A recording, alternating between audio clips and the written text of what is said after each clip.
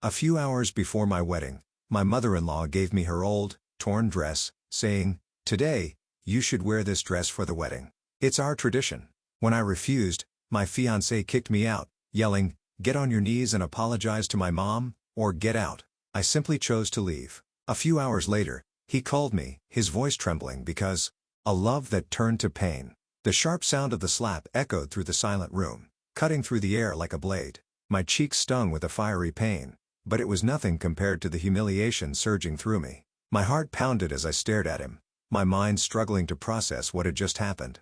Larry, my fiancé, the man I had trusted with my whole heart, had just struck me. His eyes burned with anger, his chest rising and falling rapidly as if he were holding back words he wanted to scream. But he didn't say a thing. Instead, he turned on his heel and stormed out of the house, slamming the door behind him. I stood frozen, my hands trembling as I touched my burning face. Tears welled up in my eyes, not just from the physical pain but from the deeper wound his actions had left in my soul. This wasn't just a single moment of rage, it was a betrayal, a breaking point. And in that instant, I knew everything had changed forever. My name is Elizabeth Banks, and I am 26 years old. For the past 7 years, I had been in a relationship with Larry Martinez, the man I once believed was my soulmate. We met when I was just 19, and from the beginning, he made me feel special, like I was the center of his universe. When he proposed in June 2024, I was overwhelmed with happiness, convinced that we were destined to spend our lives together. Our wedding was planned for August 2025, a sentimental date marking the anniversary of the day we first met. I had spent years dreaming of this moment, believing that my life was falling perfectly into place. Little did I know I was headed straight for heartbreak, the beginning of the cracks. The excitement of wedding planning consumed me. By October 2024, I had dived headfirst into organizing every little detail, the color scheme, the flowers, the music. I envisioned a breathtaking ceremony with a delicate light blue and white theme, a picture-perfect spring wedding. I spent hours scrolling through Pinterest, curating mood boards, and sending Larry my ideas. His responses? Always the same. Short, dismissive, uninterested. "Looks good," he'd say. Or worse, he'd just send a simple thumbs-up emoji. At first, I convinced myself he was just busy with work. I told myself that maybe he trusted me so much that he wanted me to have full creative control over our special day. But deep down, I felt a nagging worry when I tried to ignore. His lack of enthusiasm wasn't just about the wedding, it was about us, and it wasn't the only sign that something was wrong. The other woman in our relationship, Larry's mother, Kathleen Martinez, had always been a dominant presence in our relationship. At first, I admired their closeness. I thought it was sweet how much he valued family. But as time passed, I realized it was more than just a strong bond, it was control. Kathleen was involved in every aspect of his life, and, by extension, our life. She called him multiple times a day, giving him advice on everything from what he should eat for lunch to what kind of car he should buy. But what hurt the most was that Larry always listened to her over me. Every decision that should have been ours as a couple, where we'd live, how we'd spend holidays, even small choices like picking out furniture, was run through her first. I became the outsider in my own relationship, the third wheel in what should have been a partnership between two people in love. I should have seen the warning signs. But love makes you blind. The breaking point. Looking back, I don't know exactly when Larry started changing. Maybe he had always been that way, and I just hadn't wanted to see it. Maybe it was the stress of the wedding, or maybe it was something deeper. His temper started surfacing in small ways, an irritated sigh when I asked him for his opinion, a cold stare when I brought up wedding plans. Then came the sharp words, the cutting remarks, the way he dismissed my feelings like they were nothing. And then the slap. That single moment shattered every illusion I had about our love. It was like the final piece of the puzzle falling into place, revealing an ugly truth I had refused to see. The man I loved, the man I thought would be my husband, was not who I believed him to be. As I stood in that silent room, my cheek burning and my heart breaking, I knew one thing with absolute certainty. This wasn't love, and I could never marry him. His mother always came first. I felt like I was always competing with his mother for his attention. But I kept telling myself that things would get better. I believed that once we got married, he would finally put our relationship first. I couldn't have been more wrong. 3 weeks ago, I had a day I had been dreaming about for years, wedding dress shopping with my mom and sister. It was supposed to be a magical experience, something I would cherish forever. We visited several bridal shops, trying on dress after dress, searching for the one. And then, I found it. It was the most beautiful gown, elegant and classic. The moment I saw myself in the mirror, I felt like a princess. Tears filled my eyes as I imagined walking down the aisle, My mom and sister were just as emotional, their faces full of joy and admiration. It was everything I had ever hoped for. Excited, I snapped a picture and sent it to Larry, eager to share the moment with him. A few minutes later, he replied, "It looks beautiful." For a brief moment, I felt truly happy. What I didn't know was that, right after he saw my message, Larry showed the picture to his mother. And that one simple action turned my perfect day into a nightmare. The nightmare begins. Kathleen, my future mother-in-law, was furious. She called me multiple times while I was still out shopping, but I didn't answer. I figure it could wait. I had no idea what was coming. Later that evening, I walked into our house feeling overjoyed and full of hope, but that feeling disappeared the second I stepped inside. Kathleen was already there. She had let herself in using the spare key we had given her for emergencies. She was sitting on our couch, her arms crossed, her face twisted with anger. The happiness I had felt just minutes before vanished. As soon as I walked in, she jumped to her feet and shouted, "You lied to me." I stood there, confused. What was she talking about? She glared at me and said that I had promised her years ago that I would wear her old wedding dress. A dress that, to be honest, looked like it belonged in a museum. I was stunned. I had no memory of ever making such a promise. Maybe I had made a polite comment about it a long time ago, just to be nice. But even if I had, it wasn't some kind of binding agreement. Kathleen didn't care. She called me a liar, saying I didn't deserve to marry her son. Her words cut deep. I kept looking around, hoping Larry would walk in and stand up for me. But he was nowhere to be found. I tried to explain. I tried to reason with her. But she wouldn't listen. Her voice got louder, her words harsher. Eventually, I couldn't take it anymore. Feeling alone in my own relationship, I walked to my room, my heart heavy with humiliation and defeat. Even with the door shut, I could still hear Kathleen's angry voice echoing through the house. It felt like an eternity before I finally heard the front door slam shut. A few moments later, Larry walked into our room. He looked at me like nothing had happened, like he had been completely unaware of the chaos that had just unfolded. "Why is my mom so upset?" he asked, as if he hadn't heard her yelling from wherever he had been hiding. A wave of frustration and disbelief washed over me. Was he serious? Did he really not know? I took a deep breath and explained everything, hoping he would finally take my side, comfort me, support me, stand up for me. But instead, he sighed and started defending her. Larry said that years ago, when we first started dating, I had admired his mother's wedding dress and mentioned that I'd love to wear it. Maybe I had said something polite at the time to be nice, but there was no way I had actually promised to wear it on my wedding day. Still, Larry insisted that I was the one being unreasonable. He said his mother had every right to feel hurt. That night, I went to bed feeling more alone than ever. My heart was heavy with disappointment. I lay there in the dark, replaying everything in my mind. How had it come to this? How had the man I loved for 7 years chosen his mother's feelings over mine again? I tossed and turned, feeling a deep, painful realization settle in my chest. I thought about all the times I had put his family's needs before mine, all the sacrifices I had made. And for what? To be treated like a liar, to be made to feel like an outsider in my own relationship. A morning of heartbreak. The next morning, I woke up to a flood of messages from Kathleen. Each one felt like a knife to my heart. She called me selfish, ungrateful. She told me I wasn't worthy of marrying her precious son. Tears filled my eyes as I read through her hateful words. How could she do this? How could someone I had tried so hard to please turn on me so quickly? I showed the messages to Larry hoping, begging really that he would finally see how cruel his mother was being. That he would finally stand up for me. But he just shrugged. "She's probably just hurt that you don't want to wear her dress," he said casually. "Just give her some time to calm down." I stared at him in shock. Did he really not see what was happening? Kathleen wasn't just hurt. She was trying to ruin our engagement. She wanted to make me look like the bad guy. I felt anger bubble up inside me. This wasn't about a dress anymore. It was about respect. It was about support. It was about having a partner who would stand up for me. And, it was painfully clear now, Larry was not that partner. I tried one last time to make him understand. I told him, "This is our wedding."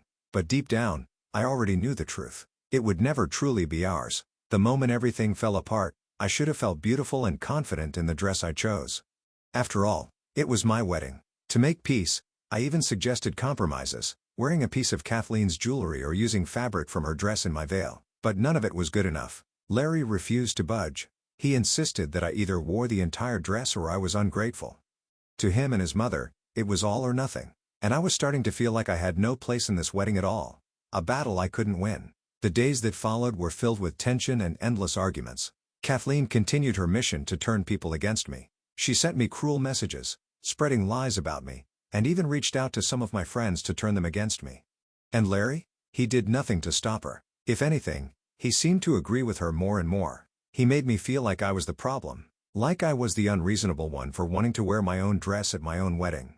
I felt like I was losing my mind. The final conversation. Then came the moment that changed everything. The tension between Larry and me had reached a breaking point. I knew we needed to have a serious conversation, one that would decide if our relationship was even worth saving. That evening, I waited for him to come home. When he walked in, I was ready. We sat in the living room, and I poured my heart out. I told him how hurt I was, how unsupported I felt, how his mother's constant interference was tearing us apart. "This is supposed to be our wedding," I said. "Not a chance for your mother to relive her past." But, instead of listening, Larry got defensive. "You're overreacting," he snapped. "This is about family. The wedding isn't just for us, it's for them too." His words felt like a slap in the face. At that moment, I realized just how deep his loyalty to his mother ran. I took a shaky breath and asked, "Larry, are you marrying me or your mother? Because it feels like you're more committed to her than to us." That question set him off. His face twisted in anger. He started shouting, accusing me of being selfish, of making a big deal out of nothing. I felt my heart breaking all over again. I looked at him and said the words I never thought I would. "I'm seriously reconsidering this engagement. I can't marry someone who won't stand up for me." Instead of hearing me out, he rolled his eyes and dismissed me, like I was throwing a tantrum. His indifference hurt more than I could describe. I turned to walk away, hoping to end the argument before it got worse. But then, it did. Larry grabbed my arm, spun me around, and slapped me across the face. The impact was shocking. My cheek burned from the sting, but the real pain came from what it meant. The man I loved had just hit me, and in that moment I knew, this wasn't love anymore. Choosing myself over him. I couldn't believe it. He had actually hit me.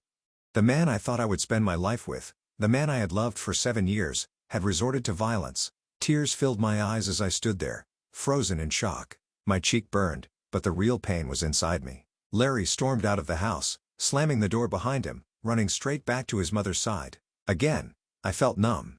The slap itself didn't hurt as much as the emotional betrayal. This was the final line he had crossed, and there was no going back. Walking away for good, I knew I had to protect myself. With shaking hands, I grabbed my phone and called my sister, Janet. She came over immediately. The moment she saw the red mark on my cheek, her eyes filled with anger and concern. She pulled me into a tight hug, holding me like she could shield me from all the pain. "You're coming with me," she said firmly. I didn't argue. Together, we packed a bag. I knew I couldn't stay in that house another second. My relationship with Larry was over, and I had to make sure he never hurt me again. As we walked out the door, I felt a mix of relief and heartbreak. A part of me still ached for what I thought we had. But deep down, I knew I was doing the right thing, taking back my power. The next morning, I woke up with clarity. I knew what had to be done. With Janet by my side, I went to the police station and filed for a restraining order against Larry. I provided photos of the red mark on my cheek. I showed the toxic messages from Kathleen, proof of the mental and emotional torment I had endured for so long. The process felt both empowering and heartbreaking. It was surreal, standing there, taking legal action against someone I had once loved with all my heart. But I had no choice. I had to protect myself. Once the paperwork was filed, I made the difficult but necessary calls to cancel the wedding. Turning pain into strength, the first call was to the venue. I braced myself for the worst, but to my surprise, they were understanding and kind. They allowed me to transfer the deposit to another event. I decided to use it for something better, an early birthday party. Something to celebrate my freedom and strength instead of mourning a relationship that was never meant to be. The caterer, however, wasn't as understanding. I lost part of the money, but at that point, I didn't even care. All that mattered was that I was finally free, letting go of the past. And then there was the engagement ring, a symbol that had once meant forever. Now it just felt like a burden. Larry refused to take it back, claiming it was a gift, but I didn't want it. I wasn't his anymore. And I was never looking back. Turning pain into something good, I decided to sell the engagement ring and donate the money to a domestic violence shelter. It was a small way to turn something painful into something meaningful. It gave me a sense of closure, knowing that something that once symbolized heartbreak could now help others in need. But even with the restraining order, Kathleen wasn't done. She went on a smear campaign, using social media to spread lies about me. She called me a selfish, ungrateful bride who had broken her son's heart. She even reached out to some of my family members, hoping to turn them against me. But my family and true friends saw through her manipulations.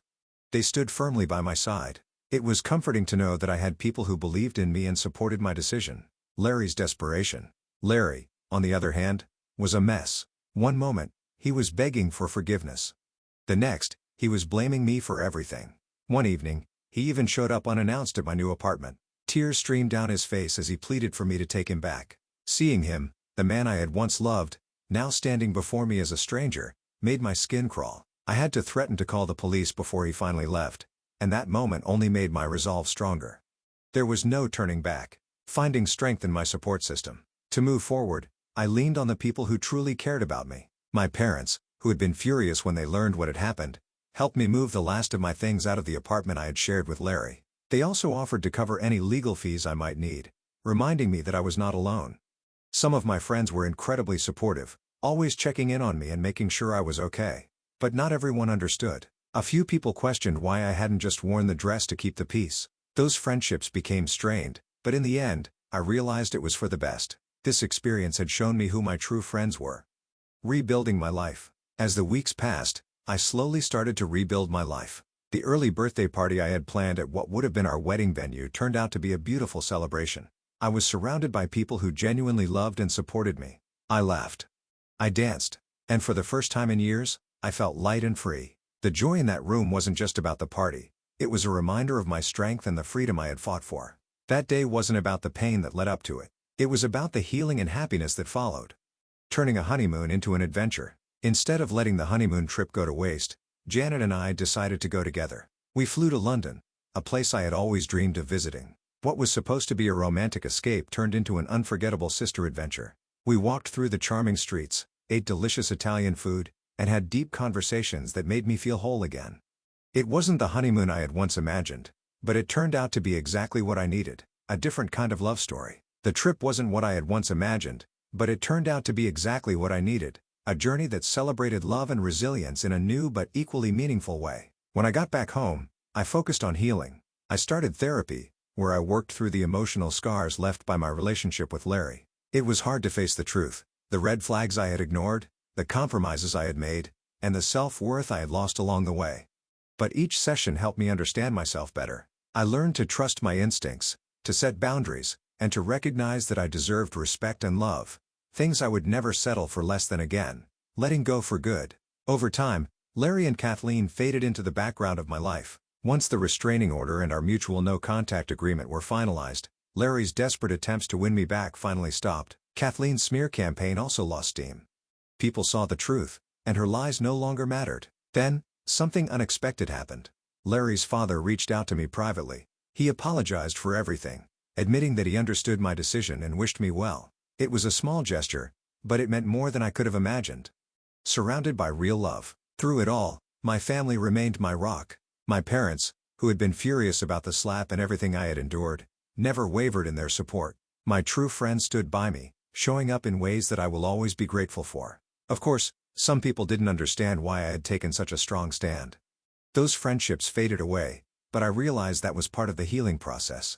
I had learned to surround myself only with people who lifted me up, reclaiming my power. The engagement ring, once a symbol of hope and a future, had become a painful reminder of what I had survived. Selling it and donating the money to a domestic violence shelter was one of the most empowering things I had ever done. It felt like a way to take back my power, to turn my pain into something that could help others. No regrets, only lessons. People often ask me if I regret anything. The truth? I don't. As painful as this experience was, it taught me some of the most important lessons of my life. I learned to trust myself. I learned to never settle for less than I deserve. I learned that my happiness and well-being come first. I'm not ready to date again yet, but I know that when I am, I will enter relationships with a clearer understanding of what I want and need. I'll never ignore red flags again. I'll always prioritize respect and partnership over anything else. Rediscovering myself. For now, I'm just focusing on me. I've started picking up hobbies I once put on hold. I'm spending more time with friends and family. I'm rediscovering who I am outside of a relationship. And for the first time in a long time, I feel free. A new beginning.